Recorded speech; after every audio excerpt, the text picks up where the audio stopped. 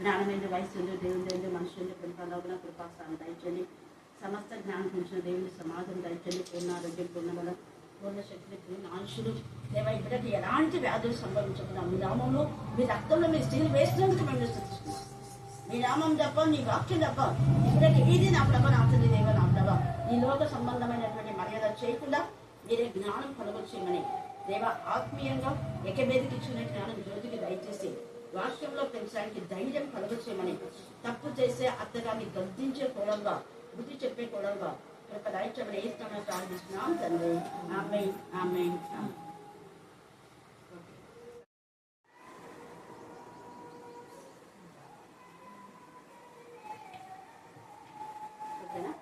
మొదటి నుంచి ఆలోచన చదువుతున్నాను.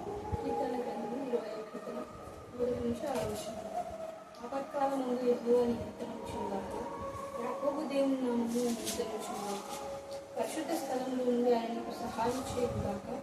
సియోనులో నుండి నువ్వు ఆదుకొనుగాక. ఆయన నీ నైవేద్యములన్నింటినీ జ్ఞాపకం చేసుకుంటుగా. నీ దహన బలులను అంగీకరించుగాక. కోరికను సిద్ధింపజేసి నీ ఆలోచన స్థిరపరచుగాక. యెహోవా నీ రక్షణను బట్టి మేము జయోత్సాహము చేయుచున్నాము. ఆ దేవుని నామమును బట్టి మీ ధ్వజము ఎత్తుచున్నాము. ఈ ప్రార్థనలన్నీ యెహోవా సఫలపరచుగాక. యెహోవా తన అభిషిక్తుని రక్షించునని నాకు ఇప్పుడు తెలియదు. రక్షణార్థమైన తన దక్షిణ హస్త బలము చూపును. తన పరిశుద్ధాకాశంలో నుండి అతనికి ఉత్తరమిచ్చు. దేవుని లేకుండా కాసి కాపాడిన విధానాన్ని బట్టి నీకు అనేకమైన స్తుతులు స్తోత్రములనైనా.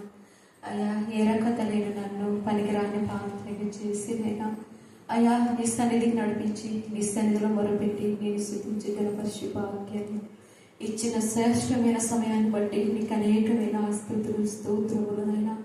నన్ను మరణం నుండి జీవంలోకి నడిపించిన విధానాన్ని బట్టి నీకు అనేకమైన స్తుతులు స్తోత్రములనైనా స్తోత్రములనైనా.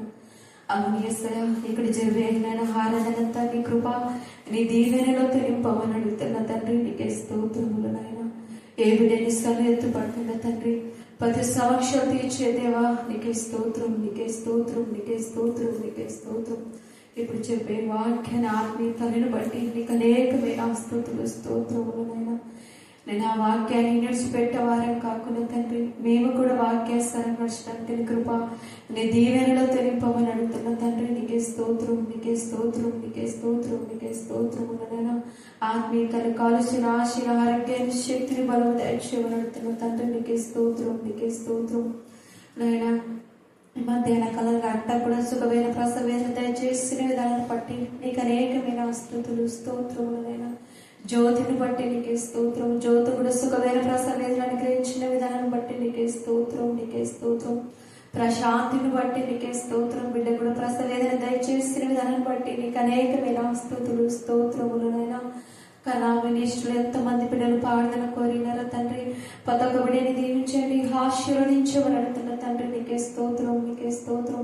ఇక్కడ చేరిన ప్రతి బిడ్డని దీవించండి ఆశీర్వదించమని అడుగుతున్న తండ్రి ఏ బిడ్డని సందేహపడుతుందో ప్రతి సమక్షం తీర్చమని యేసు పరిశుద్ధ నామాన్ని వేడుకుంటున్నాను తండ్రి. ఆమేన్ ఆమేన్. ఈ గ్రంథము 18వ అధ్యాయము 1 నుంచి 12 వచనంలో వరకు లేఖన భాగాన్ని చదువుకుందాం. యెహోవా యొద్ద నుండి యిర్మీయాకు ప్రత్యక్షమైన వాక్కు, నీవు లేచి కుమ్మరింటికి పొమ్ము, అక్కడ నా మాటలు నీకు తెలియజేతును. నేను కుమ్మరింటికి వెళ్ళగా వాడు తన సారి మీద పనిచేయుచుండెను. కుమ్మరి జిగట మంటితో చేయుచుండకుండా వారి చేతిలో విడిపోగా ఆ జిగట మన్ను మరలా తీసుకొని కుమ్మరి తనకు యుక్తమైనట్టుగా దానితో మరొక కొండ చేసేను. అంతటా యెహోవాకు నాకు ప్రత్యక్షమై ఇలాగ సెలవిచ్చును, ఇశ్రాయేలు వారులారా, ఈ కుమ్మరి మంటికి చేసినట్లు నేను మీకు చేయలేనా? ఇదే యెహోవా వాక్కు. నా జిగటమన్న కుమ్మరి చేతిలో ఉన్నట్టుగా ఇశ్రాయేలు వారులారా, మీరు నా చేతిలో ఉన్నారు. దాని పెళ్ళగింతననియు విరుగుగొట్టుననియు నర్సింపచేయదననియు ఏదో ఒక జనమును గూర్చి కానీ రాజ్యమును గూర్చి కానీ నేను చెప్పినగా ఏ జనమును గూర్చి నేను చెప్పేదనో ఆ జనము చెడుతనం చేయటం మానినెడల నేను వారికి చేయనుద్దేశించిన కీడును గూర్చి సంతాపపడుతున్నాను. మరియు కట్టెదననియు నాటెదననియు ఒక జనమును గూర్చి కానీ రాజ్యమును గూర్చి కానీ నేను చెప్పి ఉండగా ఆ జనము నా మాట వినకుండా నా దృష్టికి కీడు చేసినట్లుగా దానికి చేయదలిచిన మేలును గూర్చి నేను సంతాపపడుదును. కాబట్టి నీవు వెళ్ళి యూదా వారితోనూ యెరూషలేము నివాసులతోనూ ఇట్లనుము, యెహోవా సెలవిచ్చిన మాట ఏదనగా మీ మీదికి తెచ్చుటకై నేను కీడును కల్పించుచున్నాను. మీకు విరోధంగా ఒక యోచన చేయుచున్నాను. మీరందరూ మీ దుష్ట మార్గంలో నడిచి మీ మార్గములను మీ క్రియలను చక్కపరచుకోండి. అందుకు వారు, నీ మాట నిష్ప్రయోజనము, మేము మా ఆలోచనల చొప్పున నడుచుకుందుము, మేమందరము మా మూర్ఖ హృదయం చొప్పున ప్రవర్తించుము అని అందరూ. దేవుడి యొక్క పరిశుద్ధ లేఖనములను మన వెనుకలు దీవించి ఆశీర్వదించుగాక. ఆమేన్.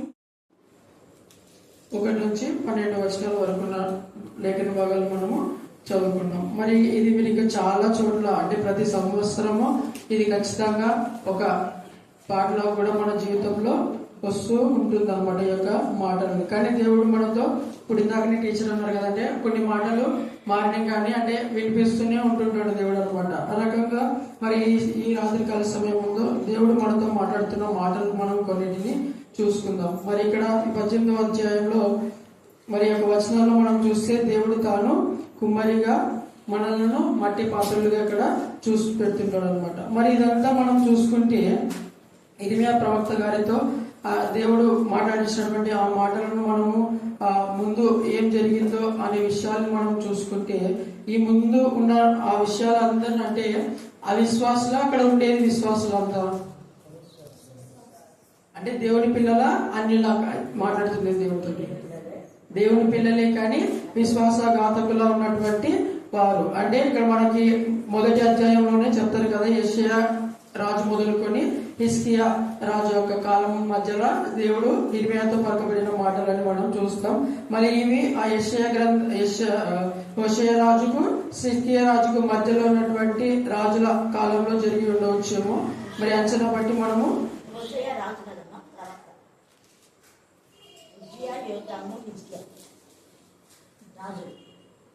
యెహోయాకీము ఆ రాజు సమయంలో జరిగి ఉండవచ్చు అని మనము చూసుకుంటాం.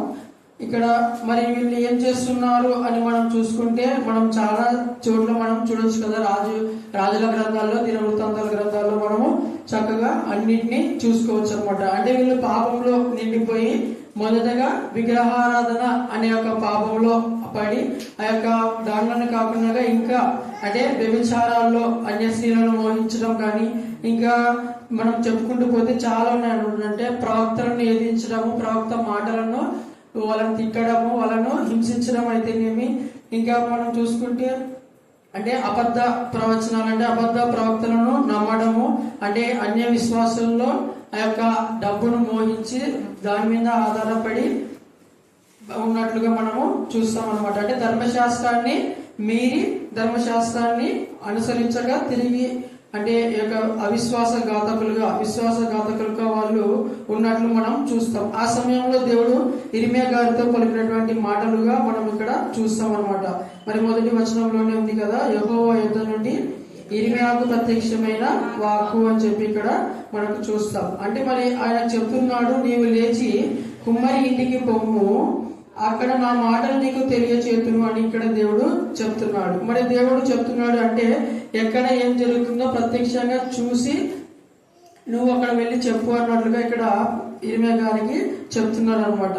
అంటే ఆ యొక్క కుమ్మరి ఇంటి దగ్గరికి పోతే ఆయన ఏం చేస్తున్నాడు, మేము ఏంతో పోల్చి మీ ఉపమానం చెప్పాలా అంటే సందేశం ఏమని చెప్పాలా అన్నట్లు దేవుడు అక్కడ ఆయన దగ్గరకు పంపించి ఉన్నాడు. మనం కూడా తెలుసు కదా, మనకి కుండలు చూసేవాళ్ళు మన ఇంట్లో చాలా మందికి కుండలు దాదాపు అందరికీ ఉంటాయి. కుండలు చేసేటివి ఏంటంటే మనం కూడా చూసి ఉంటాం, అక్కడ కోట్ల దగ్గర కుమ్మరుల గేర్లు అని చెప్పి ఉంటారు కదా, అక్కడ కుండలు చేస్తూ ఉంటాం అనమాట, చేస్తూ ఉంటారు.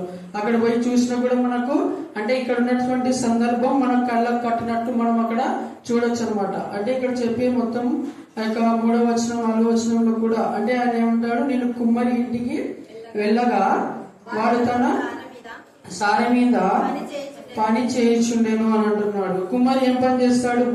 మంచి మట్టి తీసుకొని, మలినం లేని మట్టి తీసుకొని, అంటే ఆ కుండ చేయడానికి మంచిగా ఉండేటటువంటి ఆ మట్టిని తీసుకొని సారెపై ఉంచి చేస్తూ ఉంటున్నాడు అనమాట. అది ఇర్మియా గారు చూస్తున్నారు. మరి 4వ వచనంలో చూస్తే కుమ్మరి కుండ వాని చేతిలో విడిపోగా ఆ జిగటమన్ను మరలా తీసుకొని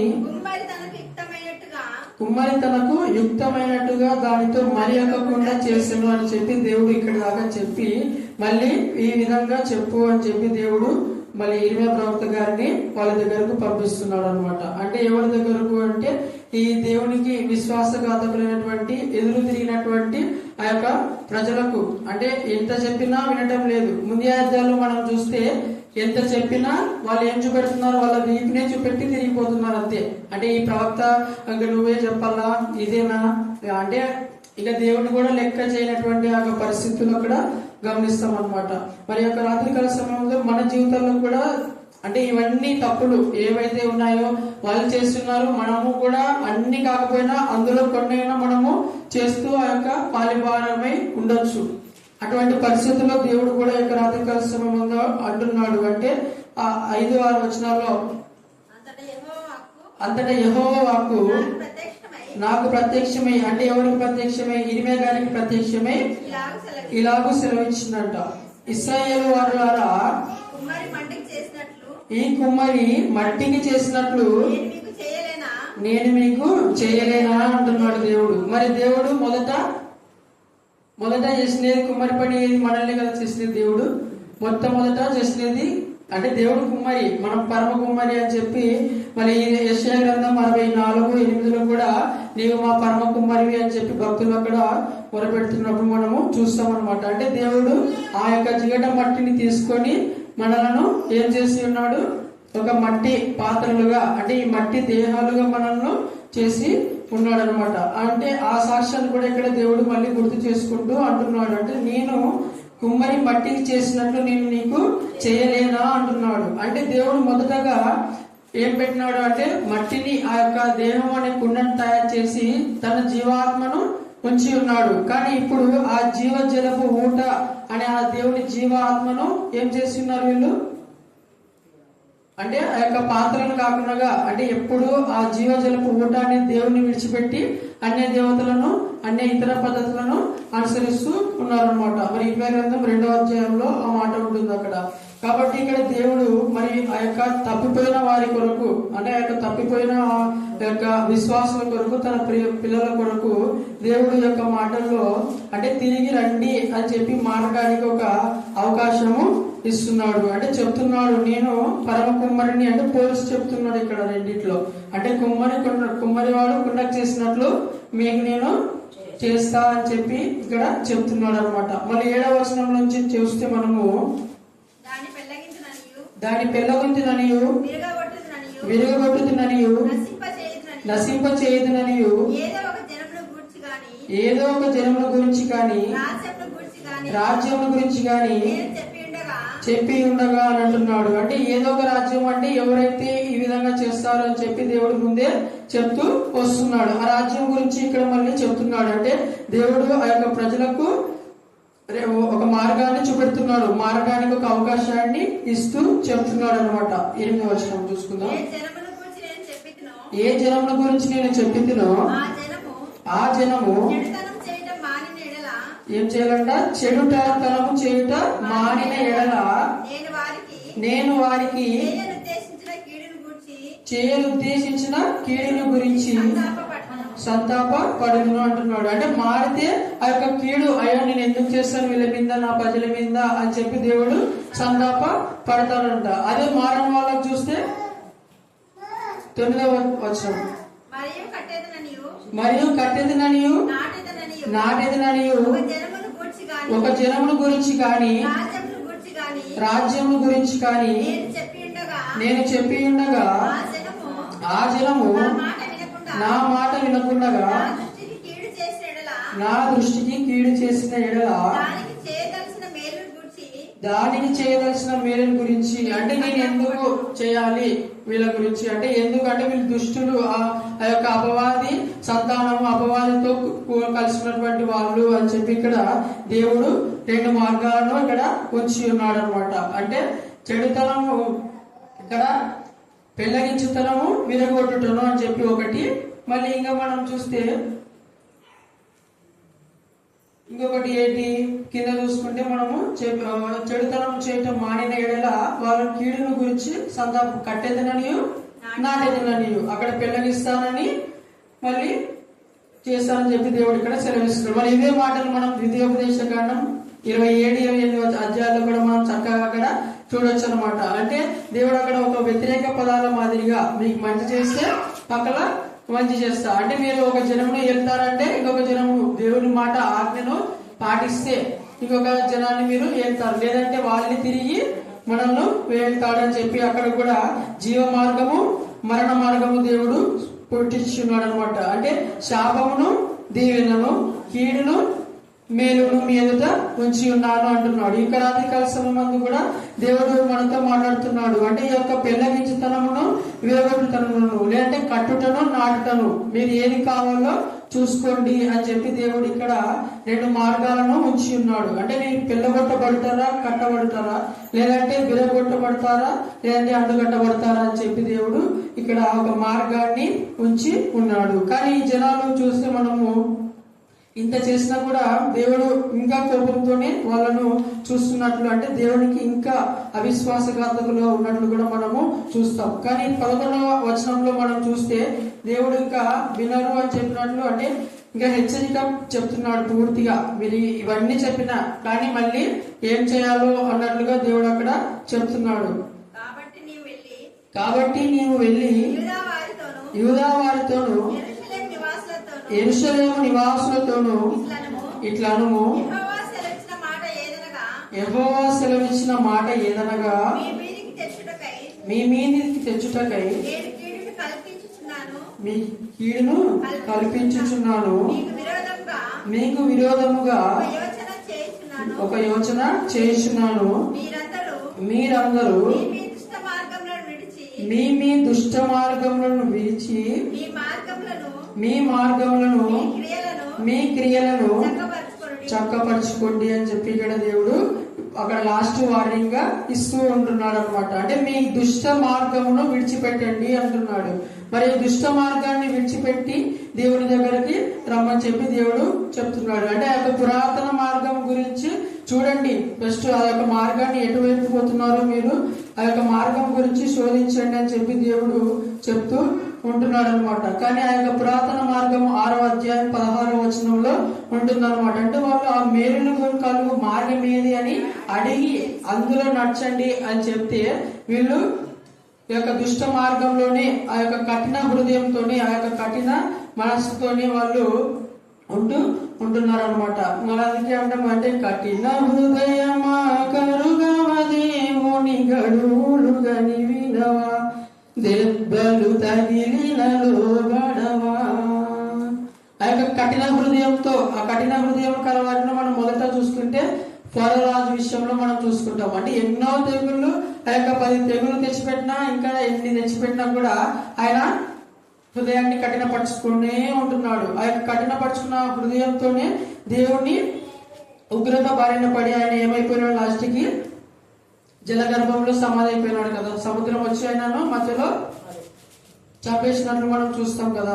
ఈ రకంగా దేవుడు కూడా మనతో మాట్లాడుతున్నాడు. అంటే మీ దుష్ట మార్గంలో విడిచి ఆ మార్గాలు ఏవైతే ఉన్నాయో ఆ మార్గాలు చెడు క్రియలు అన్ని విడిచిపెట్టి మీ మార్గంలో మీ క్రియలను చక్కపరచుకోండి అని చెప్పి ఇక్కడ దేవుడు చెప్తున్నాడు అనమాట. అంటే ఆ యొక్క అన్ని చూసుకోండి, మీరు ఫస్ట్ ఏం క్రియలు చేస్తున్నారో. నేను ఏమని చెప్పినాను అంటే, మీరు నా జనులై ఉండినట్లు నేను మీ దేవుడిని ఉండినట్టు నేను మీకు ఆజ్ఞాపించిన ఆజ్ఞల ప్రకారం నడుచుకుంటే నేను మీకు దేవుడను, లేకపోతే నేను మీకు విరోధిని అని చెప్పి దేవుడు సెలవిస్తూనే ఉన్నాడు. కానీ వీళ్ళు ఏమంటున్నారు, ఏమన్నారు తర్వాత 12వ వచనంలో, అందుకు వారు నీ మాట నిష్ప్రయోజనము,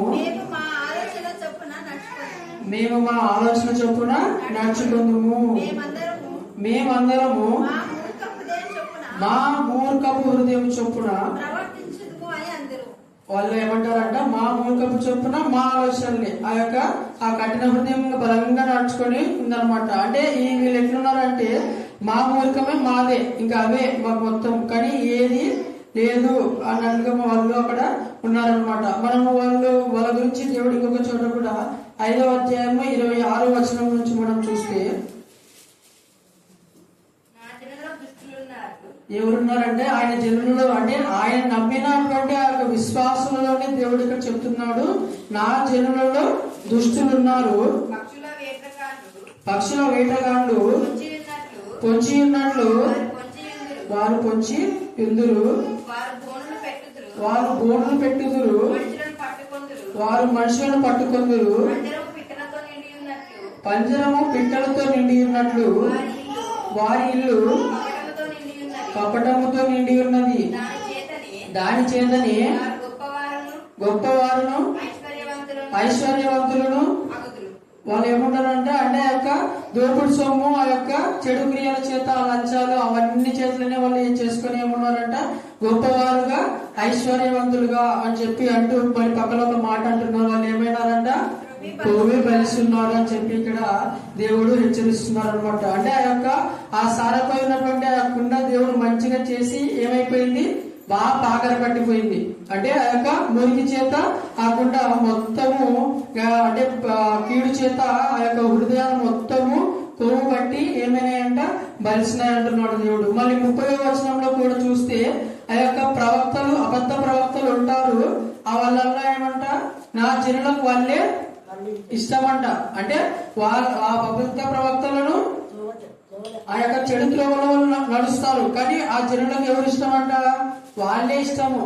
మనం ఆ తిమోతి పత్రికలో కూడా చూస్తాం కదా 3వ అధ్యాయంలో, అంటే దురద చెవులు గల వాళ్ళు ఉంటారు అని చెప్పి మనము చూస్తాం. ఇప్పుడు అంటే అప్పుడు కాలంలో అది ఉండొచ్చు చెవులు అని రాస్తున్నారు, కానీ భక్తులు ఇప్పుడు దురద శరీరము మొత్తం దురద, అంటే ఆ యొక్క చెవులు వినటం ఒకటే ఉంది, కానీ ఇప్పుడు ఈ మధ్య కాలంలో దురద శరీరము ఉన్నట్లు యొక్క భక్తులు, అంటే యొక్క విశ్వాసులు ఉంటున్నారు. అంటే ఆ దురద పాదాలు ఎక్కడికెక్కడికి పోదామా, ఏవేవి వినాలా, అంటే మాకు ఏవి వినసొంపుగా ఉంటాయో అవే. దురద చేతులు, అంటే సంఘాల్లో కానీ ఆ యొక్క దేవుని సొమ్ముతో కానీ ఏమేమి చేద్దామా అని చెప్పి ఏమైతుంటాయి, దురద చెవులు అయితే వినడానికి ఇది ఉంటాయి. దురద చేతులు ఊగల్లో డబ్బు కోసం కానీ దాంట్ల కోసం కానీ ఆ చేతులు దురద పెట్టుకుంటూ ఉంటూ ఉంటాయి. ఆ రకంగా అంటే ఆ మాటలు, ఆ నోరు మొత్తము దురద శరీరము, అక్కడ దురద చెవులు ఉన్నాయి. కానీ మనం ఇప్పుడు ఉంటున్న పరిస్థితుల్లో అంటే ఆ సాతాను శరీరాన్ని దురద పెట్టేస్తున్నది. అంటే ఆ దురద వల్ల చెడు క్రియలు, చెడు అంటే సంఘాల్లో మొత్తం అతలాకుతలం అయ్యే రకంగా కూడా సాతాను ప్రేరేపిస్తూ ఉంటున్నాడు అనమాట. మరి ఇప్పుడు మనం లేఖన భాగాల్లో కొత్త 18వ అధ్యాయము 13వ వచనంలో చూస్తే ఏమంటాడంట, అన్య జనులు అడిగి తెలుసుకోండి, వాళ్ళకి అంటారంటే ఇట్టి క్రియలు జరుగుట వారిలో ఎవరైనా వినేనా అంటున్నాడు. అంటే ఇప్పుడు కాలంలో కూడా క్రైస్తవులు అనబడిన ఆ విశ్వాసులకు తెలిసిన ధర్మశాస్త్రం కన్నా అన్యులకు ఎక్కువ తెలుసు ధర్మశాస్త్రం. ఇప్పుడు ఒక విశ్వాసి తాగుతున్నాడు, ఒక సిగరెట్ బీడీ కానీ ఏమైనా తాగుతున్నాడు అంటే అన్యులు ఏమంటారు, మామూలుగా ఏమంటారు, వాళ్ళకి దగ్గర పోయి అయి తాగురా ఇంకా తాగురా అంటారా? మీరు క్రైస్తవులు కదా, మీరు ఎందుకు తాగుతున్నారు అంటారా? ఏమంటారు, మీరు క్రైస్తవులు కదా ఎందుకు తాగుతున్నారు అని అంటారు. ఏ తప్పు చేసినా మీరు ఇది చేయకూడదు కదా, ఇది తినరు కదా, ఇవి ఇట్లా ఉండరు కదా, ఇక్కడికి రారు కదా, ఇక్కడ ఉంటారు కదా అని చెప్పి అంటేనే ఉంటారు. అందుకని దేవుడు ఇక్కడ అంటున్నారు, అన్య జనులు అడిగి తెలుసుకుని ఇట్టి క్రియలు ఎప్పుడైనా అంటే విశ్వాసులైనటువంటి ఆ భక్తులలో చేసి ఉన్నారేమో అడిగి తెలుసుకోండి వాళ్ళకే.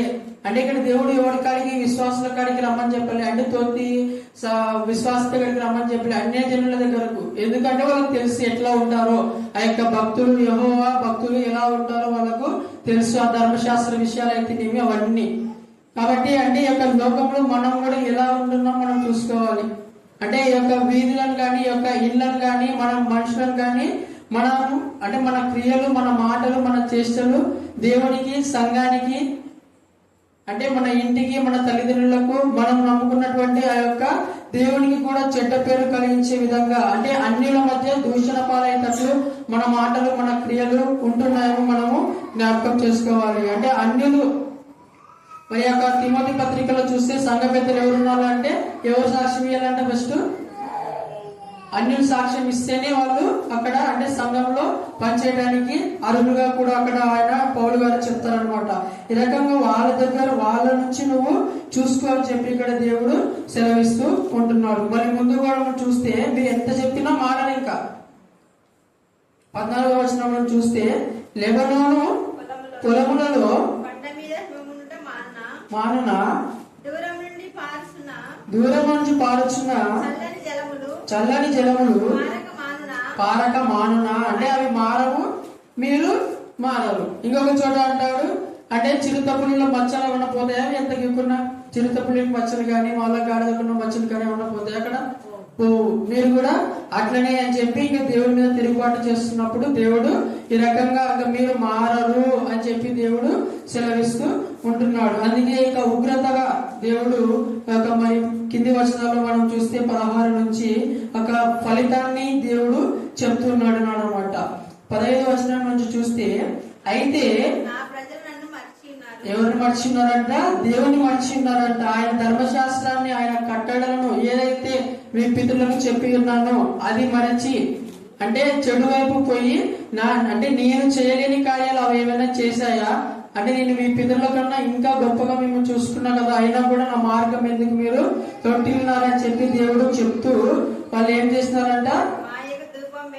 మాయకు ధూపం వేస్తున్నారంట. అంటే ఆ యొక్క మాయ అనేటటువంటి ఆ యొక్క కొండలలో వాటిలో కూడా మరి 19వ వచనంలో చూస్తే బెన్హిన్నోము అనేటటువంటి ఆ యొక్క లోయలో మరి వేస్తున్నట్లు 7వ అధ్యాయంలో మనం చూస్తాం. అంటే ఆ యొక్క మాయా స్వరూపాలకు ధూపాలు వేస్తూ వాళ్ళలో ఉన్నట్లు మనము చూస్తాం అనమాట. అందుకే అంటున్నాడు 16వ వచనం నుంచి, వారు ఎల్లప్పుడూ అపహాస్యాస్పందముగా ఉండుటకై తమ దేశమును ఎవరు చేసుకొని ఉన్నారు? వాళ్ళే. ఇంకొక చోట అంటారు అంటే ఎవరు మీ క్రియలను బట్టి, అంటే ప్రవక్త గారిని ఎదురుగా అడిగితే దేన్ని బట్టి మాకు దేవుడు శ్రమలు ఇస్తున్నాడు, దేన్ని బట్టి ఉగ్రత ఇస్తున్నాడు అంటే దేవుడు సెలవిస్తాడు మీ క్రియలను బట్టి, మీరు చేసుకున్న మీ పాపమును బట్టి, మీ అంటే మీ యొక్క అతిక్రమము, మీ యొక్క ఆ యొక్క దేవుని ఎదిరింపు, మీ కఠిన హృదయమును బట్టి మీరు నా మాట వినలే కదా అంటాడు కదా దేవుడు. అంటే నీ మాట నేను చెప్పే మాట మీరు వింటే మీ మాట నేను వింటా, లేకపోతే ఏమంటాడు నవ్వుతా అని చెప్పి చెప్తారు కదా దేవుడు ఒక చోట. మీరు ఏడుస్తుంటే అంటే నా మొర పెడుతుంటే నేను నవ్వుతా, అప్పుడు అంటే మీరు పోయి ఆ యొక్క మూగవి పలకవు అవి ఏం చేయలేనటువంటి వాటికి మొరపెట్టిన అప్పుడు వస్తాయేమో చూస్తా అన్నట్లు దేవుడు చెప్తూ ఉంటున్నాడు అనమాట. మళ్ళీ గాలితో అక్కడ ఏమంటున్నాడు? చెదరగొట్టినట్లు వారిని శత్రువుల ఎదుట నిలవకుండా వారిని నేను చెదరగొట్టేదను, వారి ఆపద మందు వారికి విముఖుడని, అంటే ఆపదిన మందు వాళ్ళకు విముఖుడని నేను చూడను, ఇంకా వాళ్ళకి వెళ్ళి చూడకుండా నేను నవ్వుతా. అంటే ఇంకా ఎవరైనా ఉండాలేమో అని చెప్పి అక్కడ కూడా దేవుడు శేషం మాత్రం ఉంచండి, శాఖలు ఒకటే కొట్టేయండి అని చెప్పి కూడా దేవుడు ఇంకొక చోట సెలవిస్తాడు అనమాట.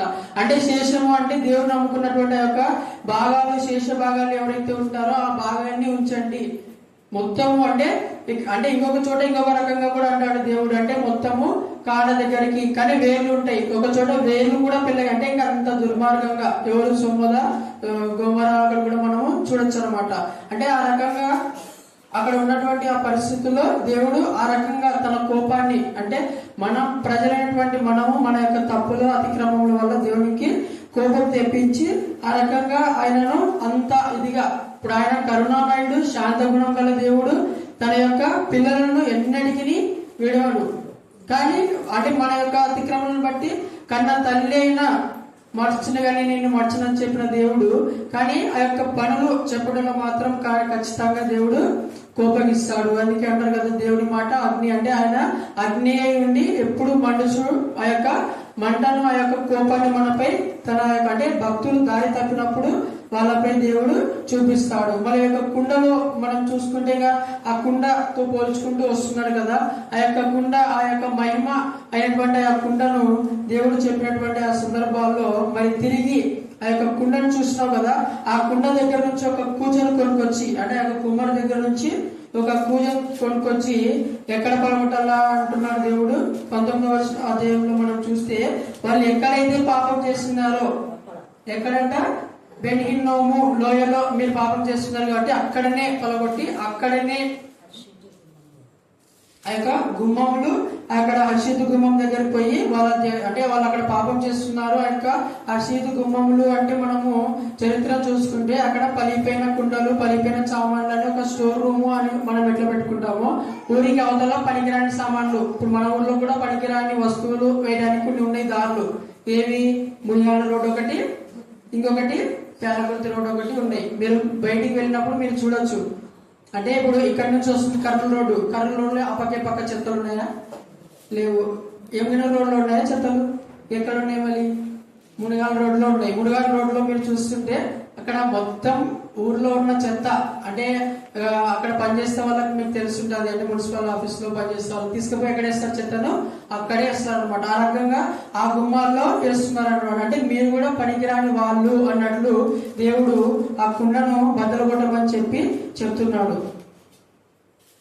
ఇక 19వ అధ్యాయంలో మనం చూసుకుంటే ఆ కుండని ఏం చేయాలంట?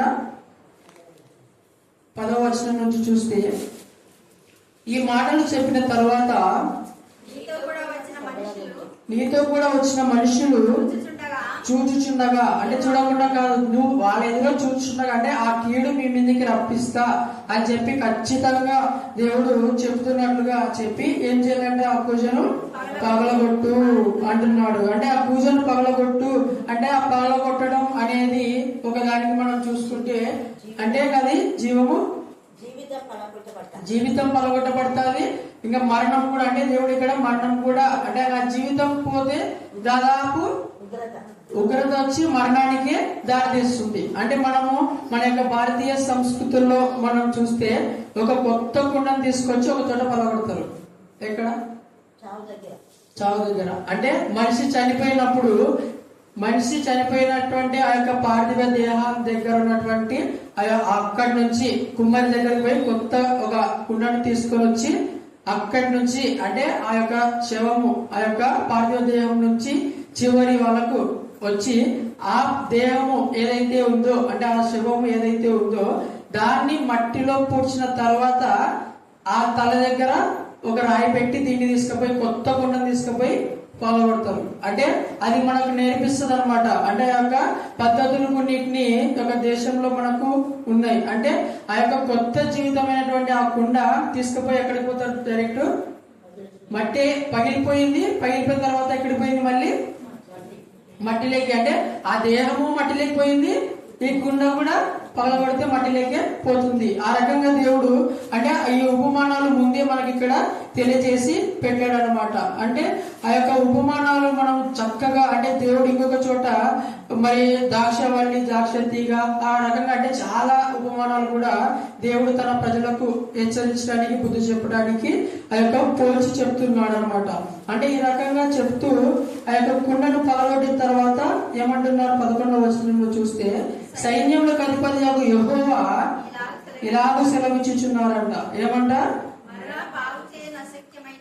మరలా బాగు చేయనటువంటి అశక్యమైన కుమ్మరి పాత్రను ఒకడు పగలగొట్టినట్లు నేను ఈ జనమును ఈ పట్టణమును పగలగొట్టబోచున్నాను అంటున్నాడు. అంటే ఇంకా మరలా బాగు చేయనంత సత్యం కానటువంటి ఆ యొక్క కుండను పగలగొడితే మనము అసలు ఏవి కూడా మనము చేయలేమన్నమాట. అంటే ఆ యొక్క ఫలితంగా దేవుడు వాళ్ళ వినని వాళ్ళకి ఫలితంగా దేవుడి యొక్క తీర్పును ఇక్కడ ఇస్తున్నాడు అనమాట. మనము ఇదే మాట యెషయా గ్రంథం 30వ అధ్యాయం 14వ వచనంలో కూడా మనం చూస్తే ఆ కుండ పెంకులు మనం దేనికి వాడతాం? పగలగొట్టిన తర్వాత కుండని మామూలుగా ఒక కుండ మంచిగా ఉండి నీళ్ళకి అంటే కుండ యొక్క సహజ గుణము ఆ కుండలో నీళ్లు ఉంచి ఆ దానికి సేవ అంటే చేద తీర్చుకొని ఇతరులకు మంచి పేరు తెప్పించుకునే స్వభావం కుండకు ఉంటుంది. అది అయిపోయిన తర్వాత ఆ కుండని మనం ఏం చేస్తాం, మామూలుగా పొయ్యిలో నిప్పులు తీయటకు కొంతమంది, అంటే ఇప్పుడు మన గంటలు ఉన్నాయి కానీ అప్పుడు కాలంలో గంటలే కాబట్టి ఒక్కొక్క భాగం తీసుకొని ఉండేవాళ్ళు. మరి ఇప్పటికైనా కొన్ని చోట్ల అది వాడతాం. ఎక్కడ కుంపటి అని చెప్పి ఒక కర్ర పెడతాం మనము. అంటే వాళ్ళ ప్రెగ్నెంట్ డెలివరీ అయినటువంటి ఆ యొక్క స్త్రీల దగ్గర ఆ యొక్క వెచ్చదనం కోసం అక్కడ పెడతారు అనమాట. అంటే ఆ కుంపటి పెంకులను, ఆ యొక్క కుండ పెంకులను మనం పెట్టే విధానం చూసుకుంటాం. అంటే అక్కడ దేవుడు అంటున్నాడు, ఆ నిప్పులు పట్టుకోవడానికి కూడా వీలు కానటువంటి పెంకులు వస్తాయి. అంటే ఆ కుండ పలగొడితే దానికి కూడా పనికిరావంటున్నాడు అక్కడ దేవుడు. తర్వాత అంటే నీళ్లు తీసుకోవడానికి కూడా పనికిరావంట. అంటే ఆ యొక్క జీవితాలు, ఆ యొక్క హృదయాలు, ఆ యొక్క మనుషుల స్వభావాలు అన్ని ఎట్లయితే అంటే దేనికి పనికిరానట్టుగా, అంటే ఒక ముక్కనన్న మిగిలితే కనీసం చేతులు కాలితే నిప్పులు పట్టుకుంటే దాన్ని పట్టుకుంటే మనము కాదు అని అది ఒక వేరే పరికరం కోసం వాడతాం. కానీ దానికి కూడా పనికిరాలు మీరు అంత ఇదిగా నేను చేస్తా అన్నట్లు ఇక్కడ దేవుడు సెలవిస్తూ ఉంటున్నాడు అనమాట. మరి దేవుడిని అంటే దేవుని కానీ తన కుమారుడిని కానీ ప్రేమించిన వాళ్ళని కూడా కుండను పగలగొట్టినట్లు వాళ్ళను పగలగొడతాయని మరి దావీదు గారితో కూడా మరి కీర్తన గ్రంథం 2వ అధ్యాయము 9 నుంచి 12వ వచనంలో మనం అక్కడ చూస్తాం అనమాట. కాబట్టి మనం యొక్క ఉపమానం ద్వారా దేవుడు కుమ్మరి అయి ఉన్నాడు, మనము ఆయన పాత్రను, అంటే ఆయన చేయు పాత్రలమై మనము ఉన్నాము. కాబట్టి మన యొక్క అతిక్రమములు ఏవైతే ఉన్నాయో, ఏవి మనం చేస్తున్నామో ఇవన్నీ ఎప్పుడు చేయడానికి అంటే మనము వాళ్ళ దగ్గరకు పోయి, అంటే దేవుని దగ్గరికి పోయి పశ్చాత్తాపడి ఒప్పుకొని వాటిని చేయకుండా విడిచిపెడితే దేవుడు వింటాడు. ఇంకొక చోట అంటాడు, రెఫరెన్స్ కరెక్ట్ తెలుసు కానీ అక్కడ అంటే ఒక భక్తులు ఎవరు మోషే గారి గురించి సాముయేలు గారి గురించి ప్రస్తావిస్తున్నారు అనమాట. అంటే అక్కడ ప్రస్తావిస్తూ వాళ్ళు వచ్చి చెప్పిన, అంటే వాళ్ళు ఆల్రెడీ మరణమైనారు కానీ ఆ రకంగా ఉన్న వాళ్ళు వచ్చి వాళ్ళే వచ్చి చెప్పిన నేను వాళ్ళ మీద ఉన్నటువంటి ఉగ్రతను తీసివేయని చెప్పి దేవుడు చెప్తాడు అనమాట. కాబట్టి అంటే మనం ఏ జీవితంలో ఉన్నామో ఏం చేస్తున్నామో వాటన్నిటిని దేవుడు చూస్తుంటాడు. కాబట్టి మనం ఆ తప్పులను చేయకుండా ఒప్పుకొని మరి ఆ యొక్క క్రీస్తు బలియాగంగా ఏర్పడినటువంటి ఆ యొక్క అంటే ఆ క్రీస్తు అయినటువంటి దేవుడు కూడా మనకు ఏమి కుమ్మరే కదా ఆయన కూడా. అంటే ఆ యొక్క విలువ లేనటువంటి మన జీవితాలను, విలువ లేనటువంటి ఈ యొక్క మన మట్టి పాత్రలను ఆయన యొక్క విలువైనటువంటి రక్తముతో ఆయన యొక్క వెలువద్దు పాత్రగా చేయమని చెప్పి మనము ఒక పాట మనం పాడుకుంటూ ఉంటాం మామూలుగా కానీ కదా. అంటే కుమ్మరి ఓ కుమ్మరి జగదుత్పత్తి దారి అనేది ఆ యొక్క పల్లవుల్లో మనము గమనించవచ్చు ఆ మాటలన్నీ. కాబట్టి మనం ఎవరి గురించి కాదు కానీ, అంటే ఎవరి దగ్గర ఉన్నాం, ఏం చేస్తున్నాం, ఏ పాస్టర్ ఎవరు అని కాదు కానీ నువ్వు సరిగ్గా ఉంటేనే. అంటే దేవుడు అన్నాడు కదా, మోసే వచ్చినా సమూయేలు వచ్చినా ఎవరు వచ్చినా కానీ నేను మాట అంటే ఉగ్రత ఇస్తే ఇస్తా అని అంటాడు. అంటే మంచి చేసిన వారి పక్షాన దేవుడు చెప్తూనే ఉంటాడు, నా నిబంధన ప్రకారము నేను ఇచ్చినటువంటి దావీదు నిబంధన ప్రకారం. మాట తప్పడు కదా దేవుడు, మాట ఇచ్చిన తర్వాత ఆ విషయాన్ని గుర్తు చేస్తూనే ఉంటాడు. కానీ మన అతిక్రమం వల్ల మనకు మనమే శిక్షను తెచ్చుకుంటున్నాం. కాబట్టి మన పరమ కుమారైనటువంటి దేవుడి ఎదుట మనము కుండగానే ఉండి ఆయన యొక్క మన యొక్క బాగోగులన్నింటినీ ఆయన చెబుతూ ఆయన మన పైపిన కుండ అంటే యొక్క నెలలు అవన్నీ చీలినటువంటి యొక్క మన దేహాలు, మన యొక్క పాపాలను తిరిగి పరమ కుమారు దగ్గరికి వచ్చి సరి చేపించుకునే వారిగా మనము ఉండాలని యొక్క లేఖన భాగాల ద్వారా తెలియజేస్తున్నాం. దేవుడి యొక్క